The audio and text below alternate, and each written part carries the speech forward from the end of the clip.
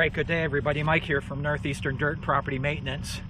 We are in a spectacular run of fall weather here, and I'm talking yesterday was probably 65 to 70 degrees. It's only going to go on for 3 or 4 days and it's going to plummet again, so we have to enjoy it while we can here. And today it's probably in the high 50s towards 60 degrees. Nice, beautiful sunny day here in Northeast Ontario. Anyway, what I'm on today, I'm cleaning up this log jam. These logs were here, these cedar logs were here in the middle of this yard when I first moved here, before I cleared them out and turned this all into lawn. Well, I'm going to continue on. I'm going to remove these logs, I'm going to stock them on the other side, and I'm going to turn this whole area into grass and get it cleaned up. It's outstanding, and so I'm working on it now. All these logs, everything, and then I'm going to bring the track loader in with a grapple, and I'm going to clean this just like I cleaned the bush trails. I'm going to sift right through it, pick up all the rocks and all the debris, and then I'm going to work it over with spike harrows and everything else, and I'm going to end up reseeding this, and this is all going to be turned into lawn. Because what happens when you come up the driveway too, I don't like it. It's just it looks messy. You come up here and you see a big log jam laying here and it juts right out into the yard. I don't want that. I'd rather have the logs laying along the grass perimeter here of the property and then just have grass through here. Okay, so that's what I'm up to. So we'll get at her.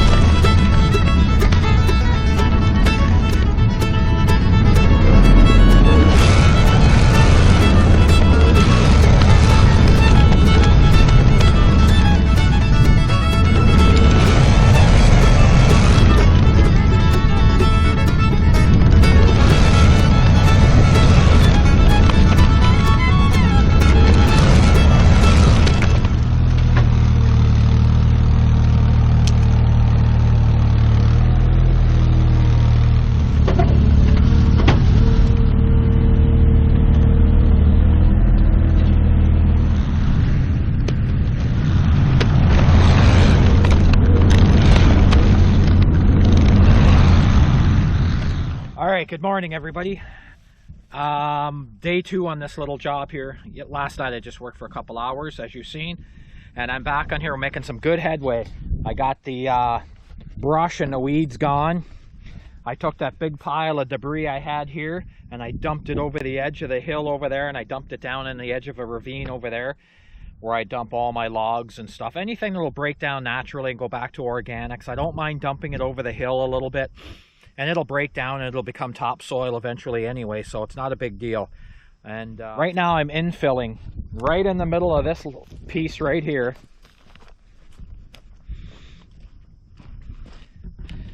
Right here, this is all low. This was all low, and this is a wet spot, as you may have noticed in the video, where the machine is. There was actually water laying down in here. So all I'm doing is, and that's something else I do, if I'm on a job and it's fairly local, whether it's in town or around, and I'm pulling raw material off a job site, whatever it be, spoil, from digging or anything that's any good worth trucking, I bring it home. Nothing goes to waste. Whether it be skimming topsoil, sand on a septic system possibly, gravel on the driveway tear out, anything like that. If I can get a chance to bring it home, I'll always try and bring it home if it's financially feasible for me and the customer. I'm not going to truck it miles and miles just to bring fill home. It's just not worth it, and I'm not going to charge a customer, you know, by the hour to drive miles to get rid of it. You can do that in the city if you have no tipping, but here there's always a place to dump fill. But anyway, if it's financially feasible for both parties and fair, I bring it home. So this is sod and a little bit of topsoil and a little bit of clay loam right here, as you can see right there, that I brought home here and there. Now I'm infilling this lower spot, because there's nothing worse than having a great big wet water hole here too, because the water is going to come this way, and I'll have to look at the drainage on this when it's all done and just see where that little water is going to lie. So that's where I am today. I'm just bringing some fill in, and yeah, that's what we're doing right now, and we'll get back in the machine. And as you can see,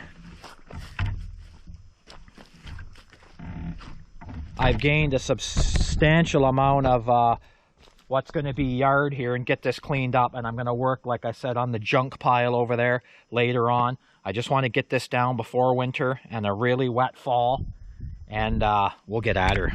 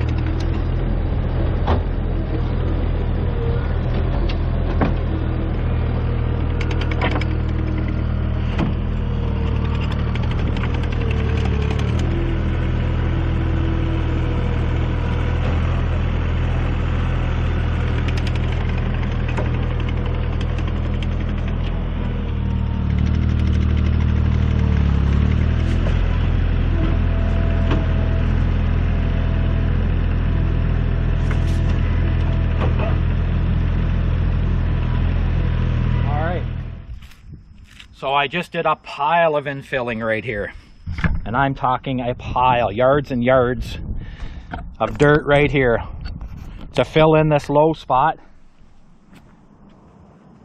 This was a substantial low spot in here, and it's still soft, but mind you, I had to put some fill in here, so I filled this whole area in. I used to have a spare garden over here to the left-hand side that nobody ever used. We didn't use it, so I thought, I'm taking any leftover soil from that garden, anything, and I'm bringing it over here. I needed fill. Here it goes. So she's coming along nicely. But we got an issue, and these are the guys that cause us issues right here. Look at that. Look at that big boy sticking out of the ground there. These are the guys right here that are so annoying. They're hard on your machinery, and they're hard on the lawnmower ducts. We're going to get at this one right now. Alright, we got the tip of the iceberg sticking out there. We'll see how big this rock's going to be.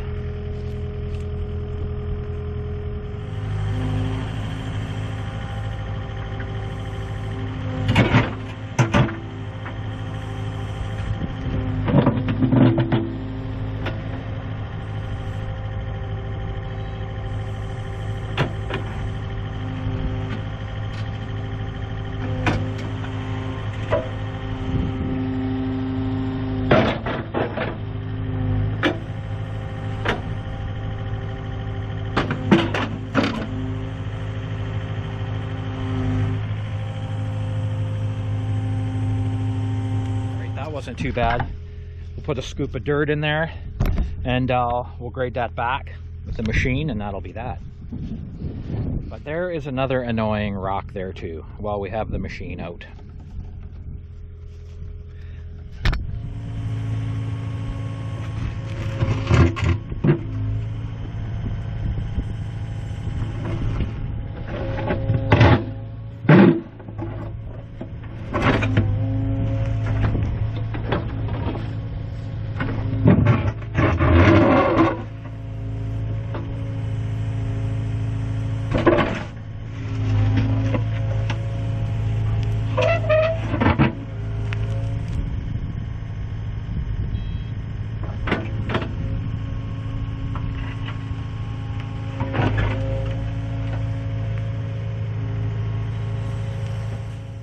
And we found copper wire. That would be routine around here.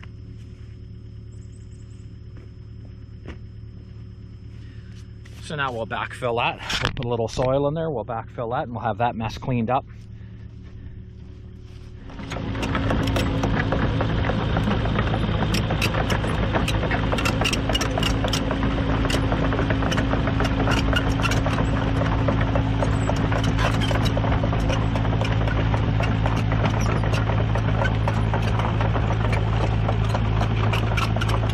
Alright, you guys, I'm pretty much done on this for today. I'm pretty much done. It needs grass seed now. I'm going to hit it with some grass seed. It is really unfortunate though that I got a shitty background here with these logs. I'm not sure what to do with these logs. I do cut them up,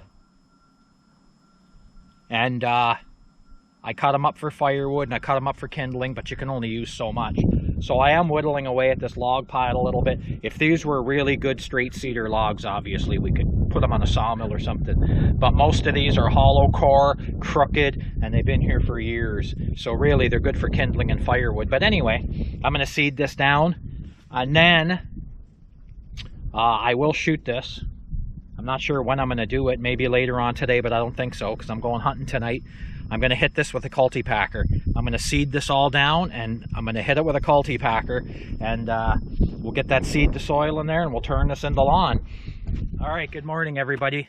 Mike here from Northeastern Dirt and Property Maintenance. This morning, we're going to get back on this little job here. It's almost done. I seeded it down last night, and I'm going to overseed it again in the spring, but I had the seed, so I put her down, and we got the seed set. Now I'm going to hit it with a cultipacker.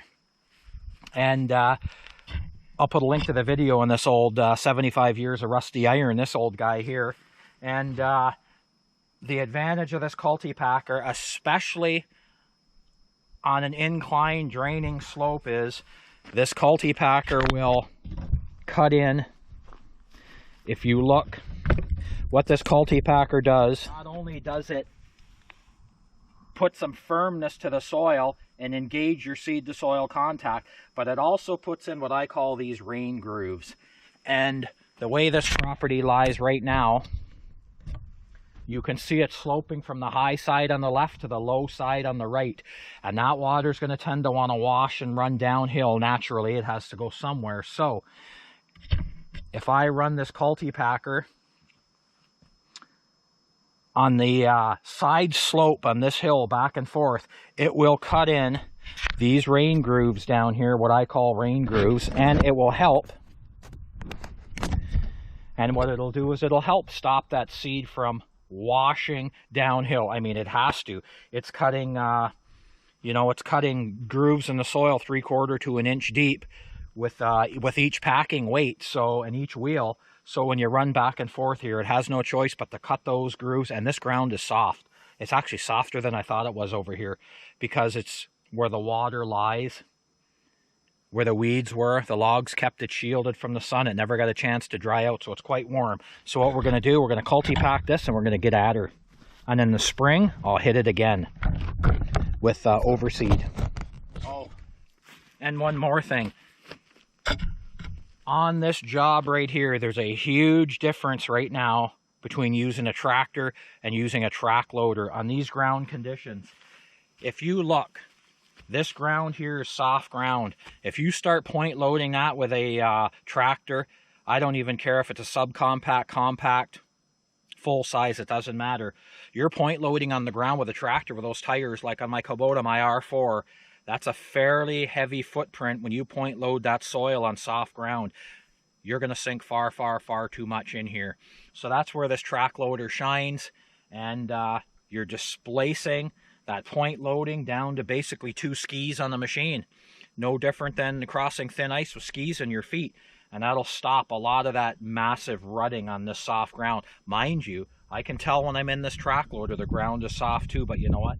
You couldn't do this and expect a nice job with a tractor. The ground is just too soft. So that's why I took the trailer ball off and I put the cultipacker on this track loader.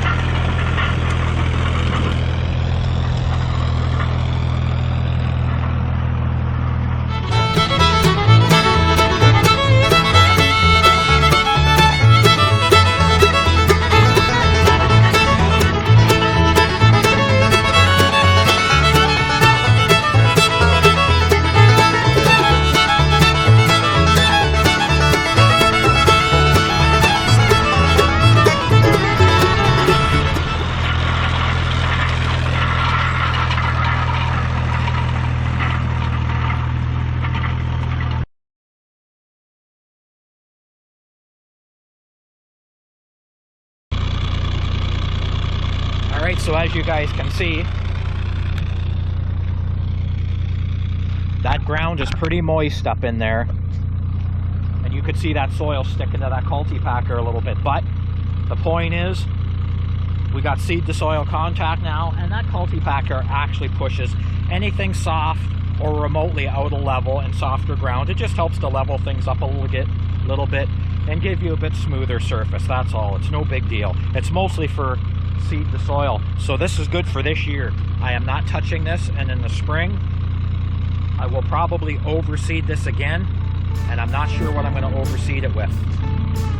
I was actually thinking of overseeding it with some deer browse in here, something the deer can nibble on, but we'll see what happens in the spring. But anyway, thanks for tuning in, you guys. We basically got this under control now, and this will now turn into something, part of the lawn, maybe a half-ass food plot. I'm not sure yet, but probably lawn with some clover, and a deer could just nibble on it. All right, thanks for tuning in, and I'll talk to you again.